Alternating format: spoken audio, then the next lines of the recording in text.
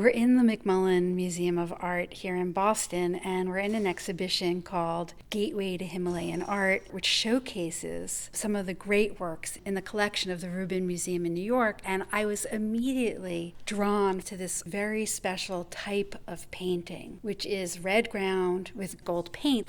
And red ground paintings, or martang, are a special format associated with the Buddha Amitabha and his lotus family, which includes the Bodhisattva Avalokiteshvara and his emanations. First, there's an undercoat of yellow, and then they put gold over it, I think to emphasize the color. If you look very closely, you'll actually find that fine patterns are polished into the surface. In his robes, you'll see floral patterns, and in the cushions that he sits upon, you'll see different textile patterns. So this is a very elegant and subtly ornamented work. And this speaks to the spiritual and political importance of the fifth Dalai Lama, who lived in the 17th century. So the Dalai Lamas are an important lineage of incarnate lamas, or tulkus. And basically, all Buddhists believe in reincarnation, but the Tibetans harness this to create a system of succession, both religious and political. And it's in the 13th century that the system becomes codified. And in the 17th century, the system of incarnate lamas becomes even more prominent. And the fifth Dalai Lama declares himself an emanation of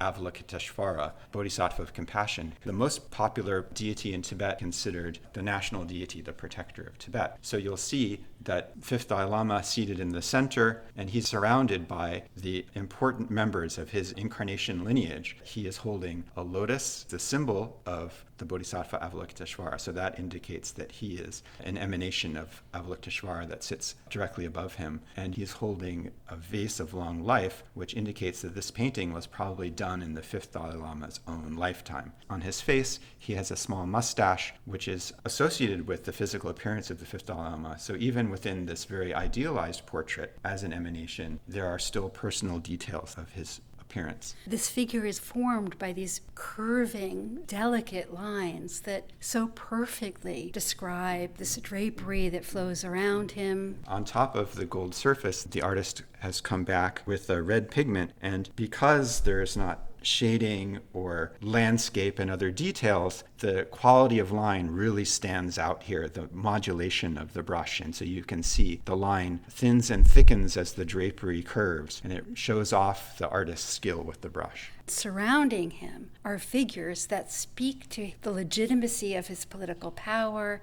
and also his religious authority. To Avalokiteshvara's left, you see the founder of the Tibetan Empire, who is also considered an emanation of Avalokiteshvara, and you can see this indicated by the tiny Buddha head peeking out of his turban. And this is one of the reasons that the selection of Avalokiteshvara was so important, because then it put the fifth Dalai Lama in the direct incarnation lineage of the founder of the Tibetan Empire, and therefore his legitimate successor. And on the other side, we have another figure sitting on what looks like a lotus. And that is Dromten, the founder of the Kadampa school. And he's indicated also as an emanation of Avalokiteshvara by the lotus that he holds. And his tradition was very important in the second transmission of Buddhism to Tibet after the collapse of the Tibetan Empire. And so the fifth Dalai Lama is declaring his religious and spiritual lineage by directly associating himself with Dromten and the Kadampas.